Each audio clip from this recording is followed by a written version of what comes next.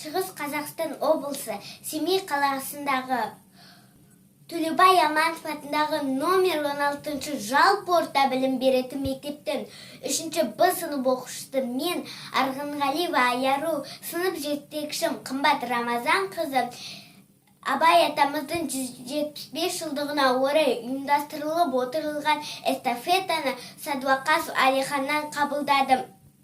Сенбе жұртқа тұрса да қанша мақтап, әуре етеді ішінен қулық сақтап. Өзіңе сен өзіңді алып шығар, еңбең мен ақылың екі жақтап. Өзіңді сенгіштікпен әуре етпе, құмарпаз болып мақтанып қуып кетпе. Жұртпен бірге өзіңді қосалдасып, салпылдап сағып қуған бойыңа епе. Қайғы келсе қарсы тұр, құлай берме. Қызық келсе қызықпа, оңғаққа ерме. Жүрегіңе сүңгіде, түбін көзде. Сонан тапқан шын асыл тастай көрме. Енді осы эстафетаны Бектас алпамыздың жалғастыруын сұраймын.